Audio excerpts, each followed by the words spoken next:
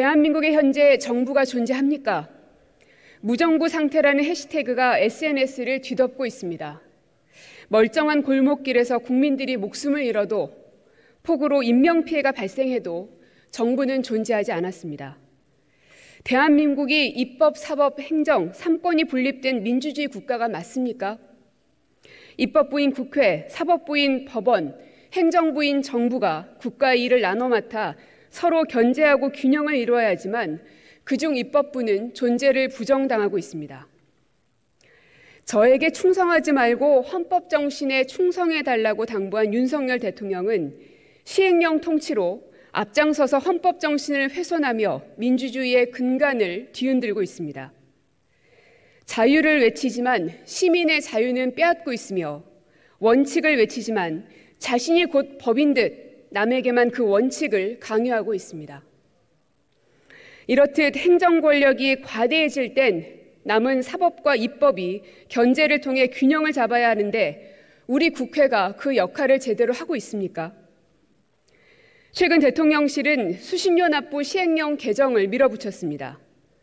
마치 수신료를 안 내도 되는 것처럼 국민을 속이더니 심지어 국민들에게 체납하는 법을 안내하고 있습니다. 위법을 조장하고 있습니다.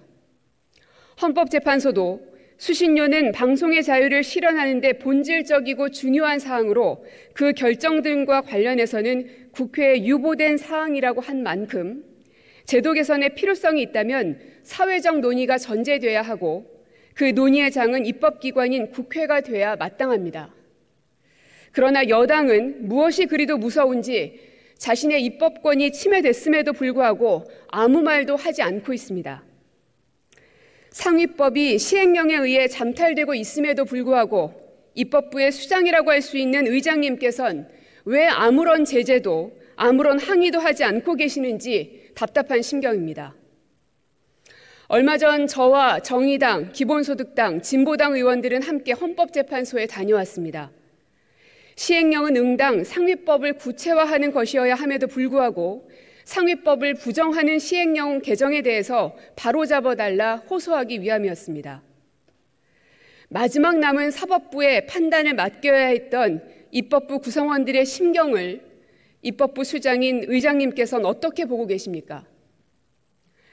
수신료 분리고지, 공영방송 해체, 언론의 민영화 등을 여야 간 정쟁의 소재로 보지 말아주실 것을 간곡히 당부드립니다.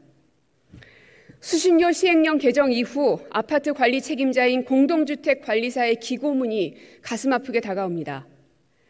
정부는 시행 첫날 관리사무소에서 하면 된다고 발표해버렸다. 하지만 우리에겐 법적 근거가 없다.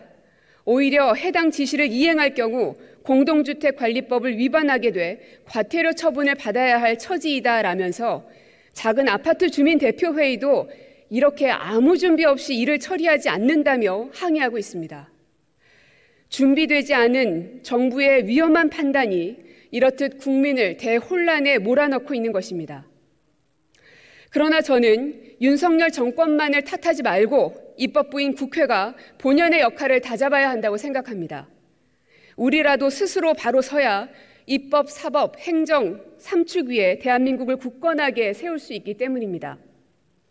국민들에게 정확한 사실을 알리고 판단할 수 있도록 함은 물론이고 KBS, EBS, MBC, YTN 등 공영방송의 역할은 무엇이어야 하는지, 재원, 인력 등은 어떤 구조로 설계해야 하는지 국회가 논의의 장을 만들어야 합니다. 여야 각 당은 물론 의장님께 요청드립니다. 국회 내에 공영방송 특위를 만들어 여야는 물론 당사자인 시민들도 듣고 말하며 토론할 수 있게 합시다. 설령 여야가 치열하게 논쟁하더라도 피해서는 안 됩니다. 정부나 통치를 뜻하는 가버먼트는 아름답고 안전한 항구로 배를 이끄는 것을 뜻하는 고대 그리스어에서 유래된 말이라고 합니다. 국정 운영의 한 축인 국회가 국민들을 안전하게 항구로 이끌 수 있도록 할 수 있는 모든 노력을 기울여야 할 것입니다.